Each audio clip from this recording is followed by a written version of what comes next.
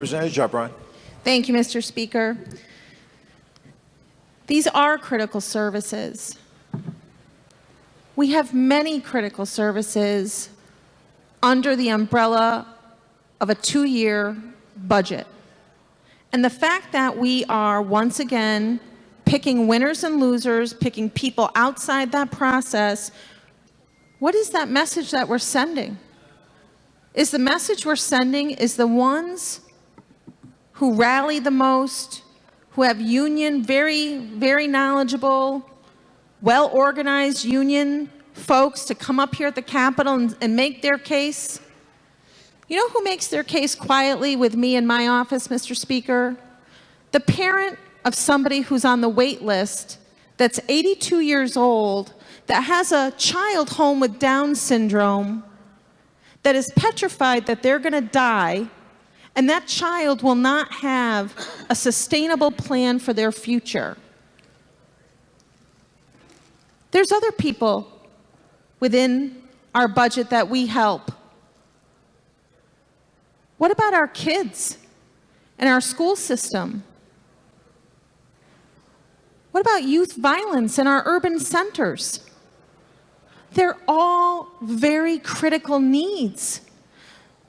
The beauty of a budget document is that you put out a plan and prioritize your available resources to those needs. That's not what we're doing here. We're saying, okay, we have this mystery lapse, even though, by the way, it's already been committed twice earlier, PCA contract and the Medicaid savings plan, but we'll ignore that.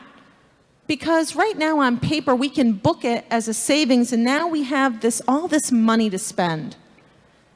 And meanwhile, we have seniors chewing their fingernails, wondering how in the heck they are going to schedule doctor's appointments after July 1st, or cancer treatments, or buying their prescription drugs. So that's what we're doing. We are picking winners and losers. Our seniors are at home chewing their fingernails, wondering how they're going to afford all their medication, whether they're going to fall in the Quimby group or another group within MSP.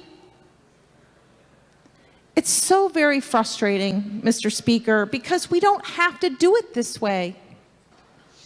When we come into the short session, the whole purpose is supposed to be amending the second year of the biennium budget. And for the last 3 days, I have listened to task force, working groups, all kinds of things. Sure, very worthwhile. Not a budget.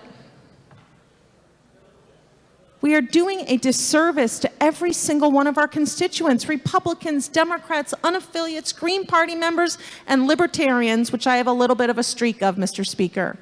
All of our residents in Connecticut are sitting home wondering, what are we doing?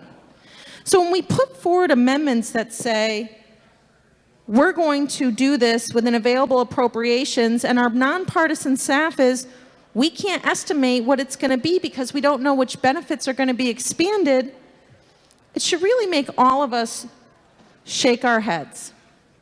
And then finally, Mr. Speaker, I started saying I was wondering about what I was going to talk about today, and movie themes came up in my mind.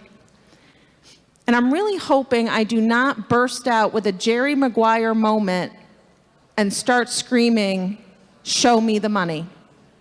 It might happen. It might happen.